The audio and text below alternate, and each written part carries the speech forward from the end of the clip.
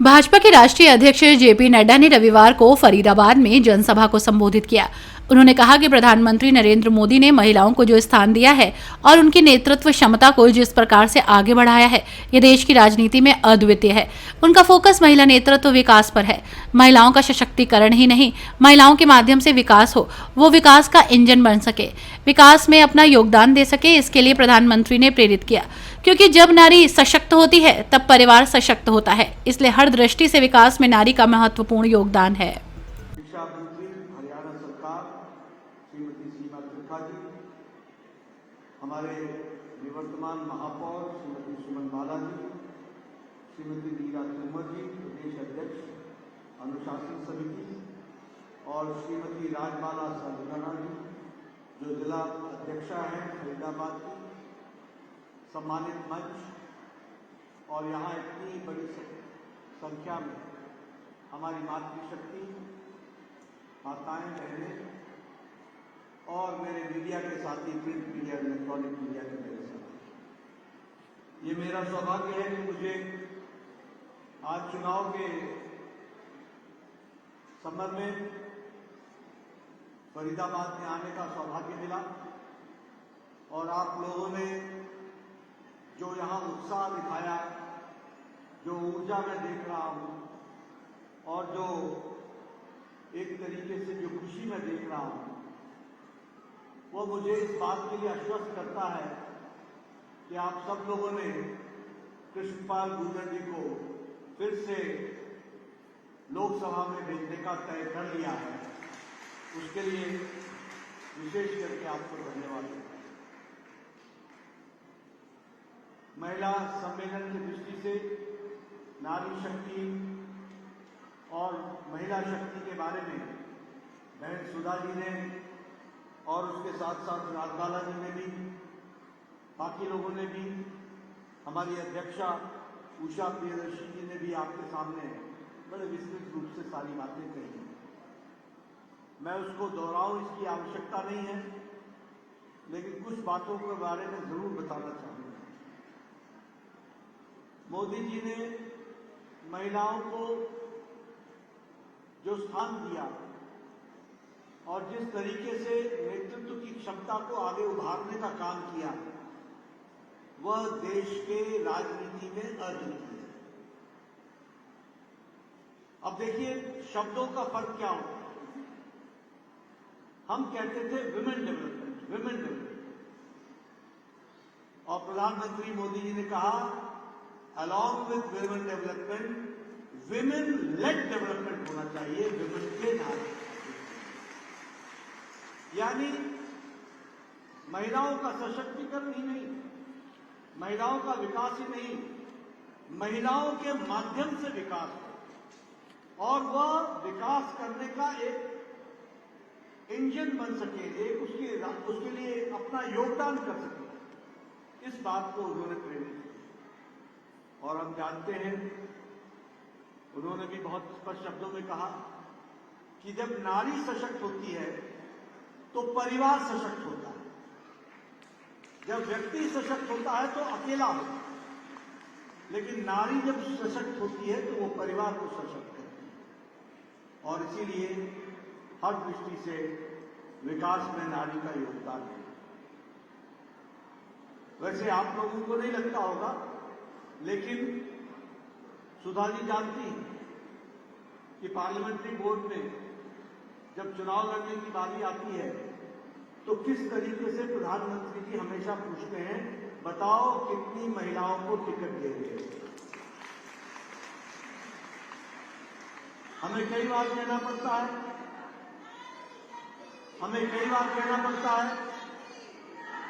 कि कोशिश तो हमने बहुत की, तो हमेशा वो कहते हैं कि तुम्हारी कोशिश उस स्तर की नहीं है जो उतने रिजल्ट दे सके जितनी मैं चाहता हूं कि होना चाहिए। लेकिन अब तो खुशी की बात है, ये तो 2024 का चुनाव है, 2029 में तो आप 33% के माध्यम से लोकसभा में आप आने वाले हैं।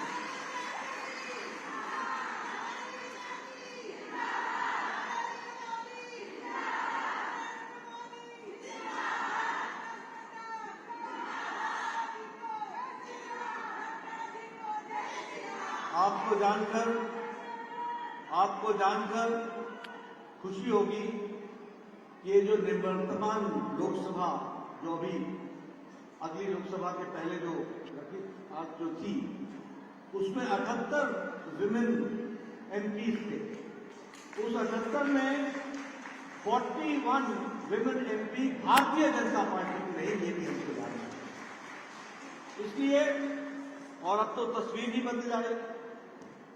मैं यहां ये भी कहना चाहता हूं, प्रधानमंत्री इंदिरा गांधी को छोड़ दे तो प्रधानमंत्री मोदी जी के द्वारा पहला एक्सटर्नल अफेयर्स मिनिस्टर, पहला डिफेंस मिनिस्टर और पहली फाइनेंस मिनिस्टर ये बनाने का किसी ने काम किया तो प्रधानमंत्री मोदी जी ने किया। कैबिनेट कमेटी ऑन सिक्योरिटी, इसमें अगर किसी को जगह मिली तो वह नारी शक्ति को ध्यान में रखते हुए हमारी महिला नेत्री सुषमा स्वराज जी, निर्मला सीतारमण जी, इनको वो स्थान मिला। यह भी आज हमारे जो कैबिनेट है, अगली कैबिनेट बनने से पहले जो अभी वर्तमान में है, उसमें सबसे ज्यादा संख्या महिलाओं को देने का रिप्रेजेंटेशन किया है तो वह भी प्रधानमंत्री मोदी। मैं यहां यह भी कहना चाहता हूं कि पार्टी में भी भारतीय जनता पार्टी पहली पार्टी है जिसने संवैधानिक दृष्टि से संशोधन करके सबसे पहले 33% आरक्षण देने का काम किया तो वह भी भारतीय जनता पार्टी।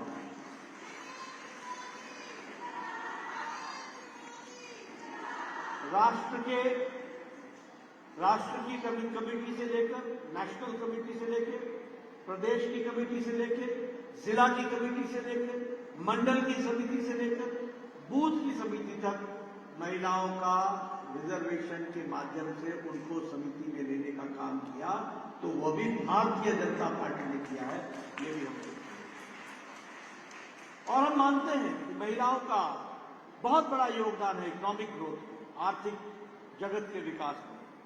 वो जिसको कहा जा सकता है कि वो तीव्रता लाने में और गति देने में उनका बहुत बड़ा योगदान है और सकारात्मक परिवर्तन में भी महिलाओं का बहुत बड़ा योगदान है।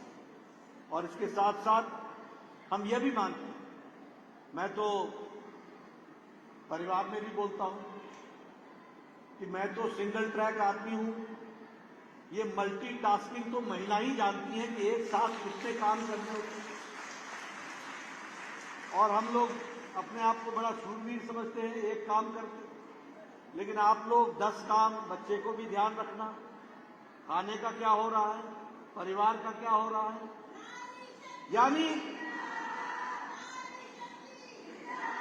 यानी मल्टीटास्किंग यह भी कोई सीख सकता है तो महिलाओं से सीख सकते हैं। और इसीलिए प्रधानमंत्री मोदी जी बोलते हैं कि कॉम्प्लेक्स प्रॉब्लम्स को उत्तर देने में महिलाओं का बहुत बड़ा योगदान होता है और उसको भी वो आगे बढ़ाते हैं। अभी चर्चा में हमारी सुधा जी ने आपके सामने बहुत सी बातें रखी हैं और उन्होंने विकास की दृष्टि से आपको बताया कि चाहे डिफेंस हो, आज इसरो में या हमारे स्पेस रिसर्च ऑर्गेनाइजेशन में मैक्सिमम साइंटिस्ट भी विमेन हैं, महिलाएं हैं। जो चंद्रयान तक उतर रहा है उसमें भी उनका बहुत बड़ा योगदान है। और आपने देखा होगा जब चंद्रयान साउथ पोल पर उतर रहा था तो उस समय जब इसरो की तस्वीर ली गई तो उसमें जो साइंटिस्ट सामने दिखाई दिए वो भी सब विमेन साइंटिस्ट थी जिन्होंने इस प्रोजेक्ट को आगे बढ़ाने के काम।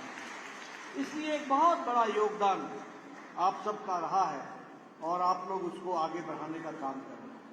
मैं यहां ये भी आपको बताना चाहता हूं कि डिफेंस हो, ये मोदी जी, और उससे लाभ किसको होता है? जब बिजली आती है तो परिवार पढ़ने के लिए जाता है, टेलीविजन देख पाता है, विकास का एक बहुत बड़ा आयाम बनता है और महिलाओं का सशक्तिकरण होता है, उसको भी हमको ध्यान देना। जनधन योजना में लगभग 55% महिलाएं हैं, 55%।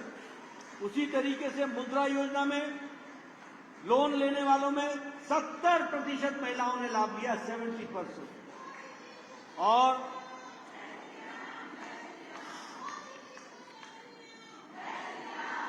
और स्टैंड अप इंडिया में लगभग 84%, 84% बहनों ने लाभ लिया है, उसको भी हमको समझना चाहिए। मैं हरियाणा में खड़ा हूं, मैं हरियाणा में हूं। एक समय में राजस्थान के कुछ इलाके और हरियाणा के कुछ इलाके, ये सेक्स रेशियो में बहुत बड़ा अंतर था, बहुत बड़ा अंतर। मोदी जी ने बेटी पढ़ाओ, बेटी बचाओ, बेटी पढ़ाओ इसी हरियाणा की धरती सोनीपत से शुरू किया। और आज आपको जानकर खुशी होगी कि हमारा सेक्स रेशियो एवरेज भी सिग्निफिकेंटली बढ़ा है, और वो भी महिलाओं की संख्या बढ़ी है, और बेटी बचाओ बेटी पढ़ाओ के काम को हम आगे बढ़ा रहे हैं। ग्रॉस हायर एजुकेशन में इनरोलमेंट वह 18% बढ़ा, 18%। और हमारे जो शेड्यूल कास्ट एससी कैटेगरी की जो हमारी बेटियां हैं, उनमें इनरोलमेंट 38% बढ़ा है, 38% बढ़ा है।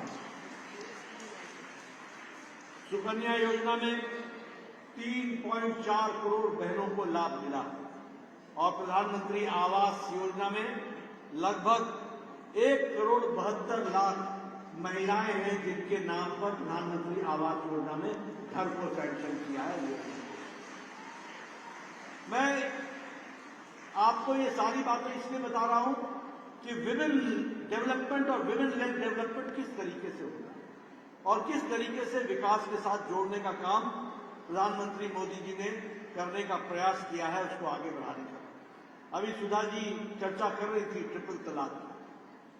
किसने रोका था ट्रिपल तलाक? सुप्रीम कोर्ट ने बार बार बोल रखा था कि ट्रिपल तलाक हटाओ।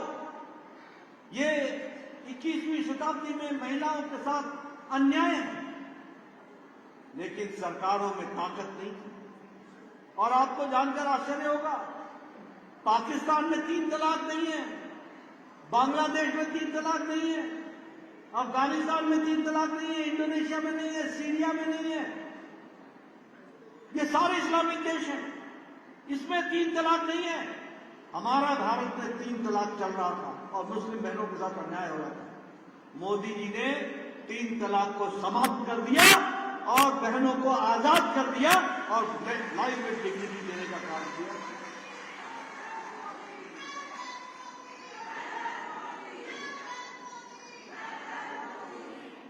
मित्रों, आज ये हमारे लिए सौभाग्य की बात है कि भारत के प्रथम नागरिक के रूप में आदिवासी महिला आज भारत की राष्ट्रपति महामहिम द्रौपदी मुर्मू बनी। इसने विकास की दृष्टि से देखिए, रिप्रेजेंटेशन की दृष्टि से देखिए, हर दृष्टि से जोड़ने का काम हमारे प्रधानमंत्री जी ने किया है। ये जो उद्यम पोर्टल है, जिसमें 2 लाख से ज्यादा महिलाओं को, उसमें एमएसएमई के लिए, मीडियम एंड स्मॉल और उसके एंटरप्रेन्योर्स के लिए जो व्यवस्था की गई है, उसमें महिलाओं को जोड़ा गया है और 28% एमएसएमई में महिलाओं की भागीदारी बढ़ी है। ये भी हमको ध्यान रखना चाहिए। और अभी तो सुधा जी बोल रही थी ड्रोन दीदी, अब तो ड्रोन दीदी, लखपति दीदी, 3 करोड़ बहनों को लखपति दीदी बनाने का निर्णय लिया गया। इसलिए हर दृष्टि से विकास में, इंफ्रास्ट्रक्चर में, सब चीजों में महिलाओं को ताकत दी गई। मैं यहां आपसे इसके साथ साथ कुछ और भी चर्चा करना चाहता हूं। मैं ये चर्चा करना चाहता हूं कि मोदी जी के पहले जो नीतियां बनती थी, वो कार्यक्रम बनते थे, वो कार्यक्रम सतही होते थे, सुपरफिशियल होते। वह लास्ट माइल डिलीवरी नहीं होती, अंतिम आदमी को उसका लाभ पहुंचे ना पहुंचे इसकी गारंटी नहीं होती। लेकिन प्रधानमंत्री मोदी जी ने एक नए वर्ग को जन्म दे दिया, जिस वर्ग का नाम है लाभार्थी वर्ग, बेनिफिशियरी वर्ग। क्यों? क्योंकि लास्ट माइल डिलीवरी इंश्योर हुई।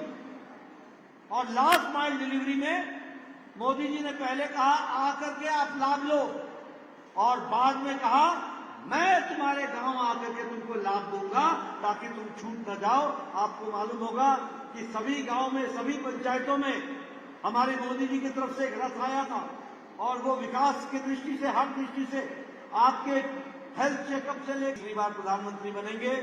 अब मेरी बात जरा ध्यान से सुनिएगा।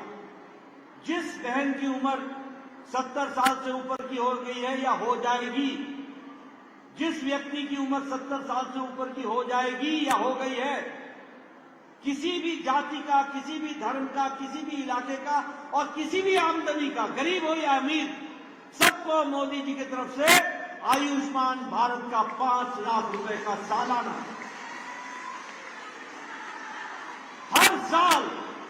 हर साल गंभीर बीमारी से लड़ने के लिए 5 लाख रुपए का हेल्थ कवर मिलेगा।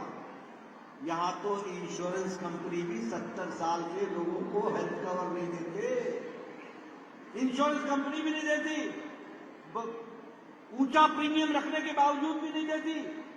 और प्रधानमंत्री मोदी जी कह रहे हैं हमारे बुजुर्ग सुखी रहें, अच्छे रहें, हमारी माताएं बहनें, उनको किसी के आगे हाथ ना फैलाना पड़े, उनका इलाज भारत सरकार करेगी और उनका व्यवस्था की जाएगी। जिस तरीके से प्रधानमंत्री आवास योजना मैं हमेशा सुनाता हूं, आपको फिर बता दूंगा। मैं जब एमएलए बना तो मेरा बीडीओ, ब्लॉक डेवलपमेंट ऑफिसर, मैं बार बार सुनाता हूं क्योंकि वही यथार्थ है। वो आके कहता था नड्डा साहब खुशखबरी सुनानी है। मैंने कहा चाय पियो पहले। मैंने कहा क्या खुशखबरी सुनानी है? इस बार आपको इंदिरा आवास योजना में एक पंचायत में 2 घर मिले हैं, बताओ किसको दूं? मैं कहता था तू ही रख ले भाई, 1 अनार 100 बीमार, मैं क्या करूंगा, किसको बांटूंगा? आज प्रधानमंत्री मोदी जी के नेतृत्व में 4 करोड़ घर बन गए, 4 करोड़ घर बन गए। और फिर से चुनाव जिताना मोदी जी ने तय किया है, 3 करोड़ और घर बनाएंगे। कोई कच्चे छत के नीचे नहीं रहेगा, पक्के छत के नीचे रहेगा, इसकी व्यवस्था की जाए। ये बदलता भारत है। अब आप लोग सुनते हैं आजकल राजनीतिक पार्टियां 100 यूनिट बिजली फ्री कर देंगे, 200 यूनिट बिजली फ्री कर देंगे, 300 यूनिट बिजली फ्री कर देंगे। आप याद रखना, मोदी जी आपके बिजली का बिल 0 कर देंगे, 0। और उसमें प्रधानमंत्री हर घर मुफ्त सूर्य योजना, इसके तहत हर घर के छत पर सौर ऊर्जा लगेगी, हर घर के छत पर, और आपको बिजली अपने घर के लिए उसी सौर ऊर्जा से मिलेगी। और जो बिजली आप खपत नहीं कर पाएंगे वो सरकार ले लेगी और उसके लिए भी आपको आमदनी होगी, उसकी भी व्यवस्था की जाएगी। ये तरीका है। इसलिए मित्रों, कौन सी योजना की बात करूं? हर एक योजना में हमारे किसान भाइयों को किसान सम्मान निधि में हर चौथे महीने 2-2 हजार रुपए। एक कांग्रेसी बोलते थे हम कर्जा माफ करेंगे, कर्जा माफ करेंगे। क्या होता है कर्जा? 57,000 करोड़ देकर के छुट्टी पा जाते थे। और यहाँ प्रधानमंत्री मोदी जी 11 करोड़ 78 लाख किसान को हर चौथे महीने उसके खाते में 2,000 रुपए डालते हैं, और 2-2.5 लाख करोड़ से ज्यादा किसानों के खाते में पैसा पहुंचा है। 11 करोड़ 78 लाख किसान। ये बदलता भारत है, ये सक्षम होता भारत। मित्रों, बहनों, मैं आपको एक बात और बताना चाहता हूं। मैं स्वास्थ्य मंत्री रहा, कोरोना को भी मैंने नजदीक से देखा। दुनिया की सारी अर्थव्यवस्थाएं डमाडोल हो गई, अमेरिका लड़खड़ा गया, यूरोप डगमगा गया, जापान, ऑस्ट्रेलिया, रशिया, ये सब पीछे हटने लगे, चीन की अर्थनीति पीछे हटने लगी। लेकिन आपको जानकर खुशी होगी कि कोरोना की चपेट के बावजूद और यूक्रेन युद्ध के बावजूद भारत की अर्थव्यवस्था 11वें नंबर से 5वें नंबर की अर्थव्यवस्था बनी।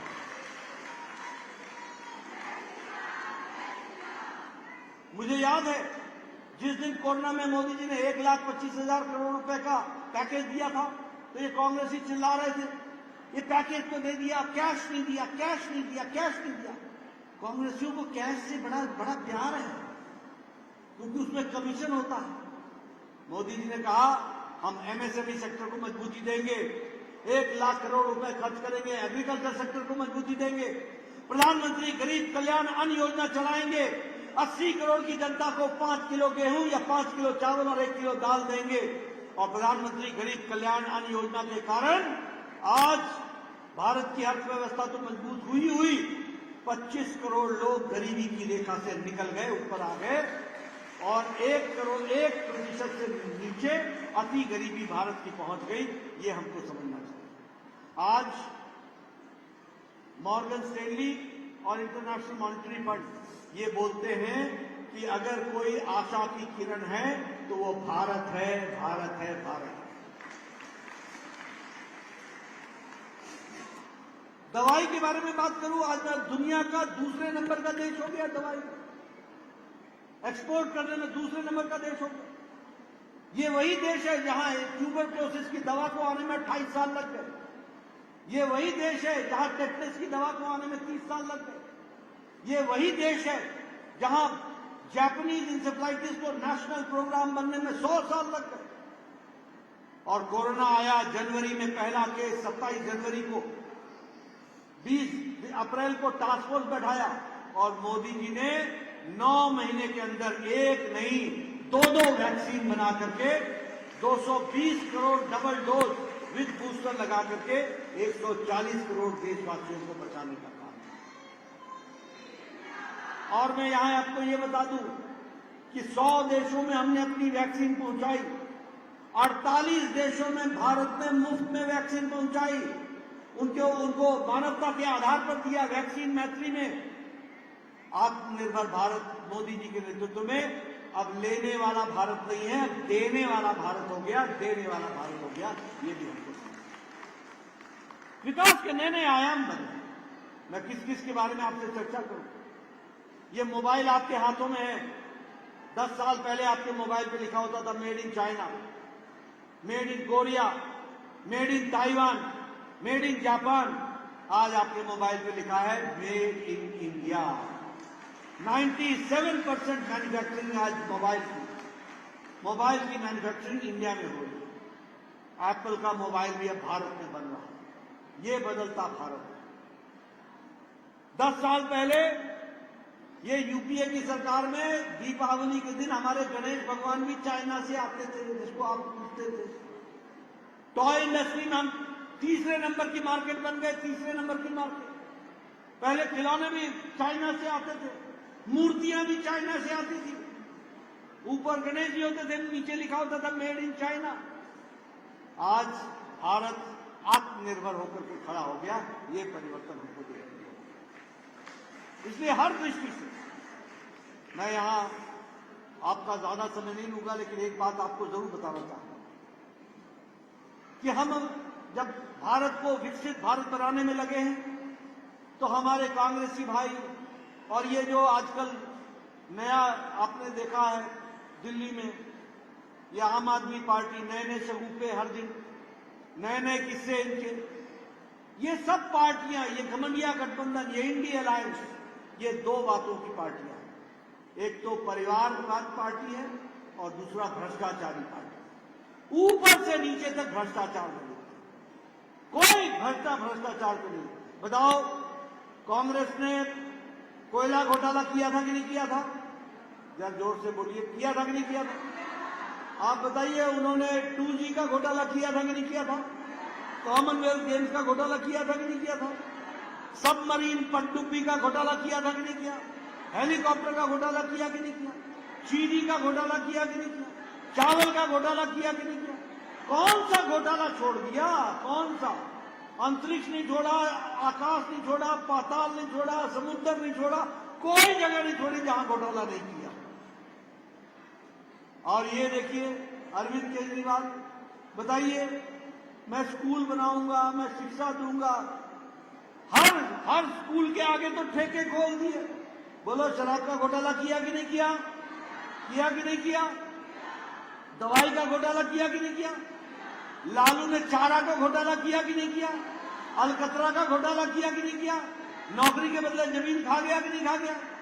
ममता के मंत्री जेल में है कि नहीं है? टीएमसी के मंत्री जेल में है कि नहीं है? ये सारे भ्रष्टाचारी लोग ऊपर से नीचे आखंड भ्रष्टाचार में डूबे हुए। मोदी जी बोलते हैं भ्रष्टाचार हटाओ और ये बोलते हैं भ्रष्टाचारियों को बचाओ, भ्रष्टाचारियों को पनपाओ। और अब तो आम आदमी पार्टी में तो नारी सुरक्षा के साथ भी धत्ता दिखाते हैं। जो लोग निर्भया कांड के बारे में बात करते थे, उन्होंने जिस तरीके की हरकत एक मुख्यमंत्री के घर में हुई, शर्म आनी चाहिए। ऐसी पार्टियां और अरविंद केजरीवाल चुप है, एक शब्द नहीं, लेश मात्र नहीं बोला जा रहा है, एक वाक्य नहीं बोला जा रहा है।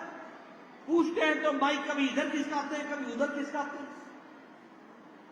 ऐसे दोहरे चरित्र वाली पार्टियां, ऐसे दोहरे चरित्र वाले नेता, बोलो इनको आगे आने दोगे क्या? आने देंगे क्या? ऐसे भ्रष्टाचारियों को आने देंगे क्या? मित्रों, एक तरफ भारत मोदी जी के नेतृत्व में सक्षम भारत की ओर जा रहा है, समृद्ध भारत की ओर जा रहा है, विकसित भारत की ओर जा रहा है, और दूसरी तरफ वो पार्टियां भी धरातल में जा रही हैं और उनकी इच्छा है कि देश को भी धरातल में ले जाए। हमको तय करना है कि मोदी जी के नेतृत्व में हमको देश को आगे ले जाना है, विकसित बनाना है, समृद्ध बनाना है, सक्षम बनाना है, महिलाओं को सक्षम बनाना है और देश को नए कीर्तिमान स्थापित करने हैं। इसके लिए आपसे मैं गुजारिश करने आया हूं कि आप 25 तारीख को सुबह सुबह उठकर घर के सभी सदस्यों को लेकर समय रहते, धूप चढ़ने के पहले, सूरज चढ़ने के पहले अपना मतदान कीजिए। पहले मतदान फिर पहले मतदान फिर जलपान। तो सुबह सुबह उठकर अपने इस देवता को याद करके इस पुण्य काम में आप जुड़िए। इन्हीं शब्दों के साथ बहुत बहुत धन्यवाद। जय नारी शक्ति।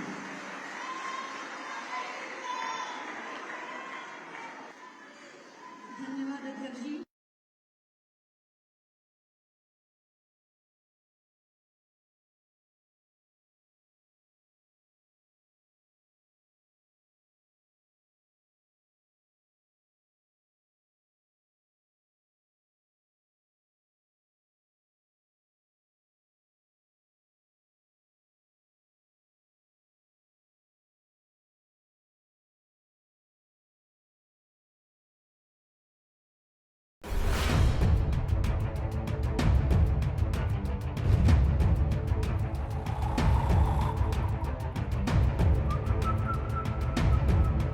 हर बड़ी खबर का असली एड्रेस है खबरनामा। इसलिए हर न्यूज अपडेट के लिए सब्सक्राइब करें और फॉलो करें खबरनामा।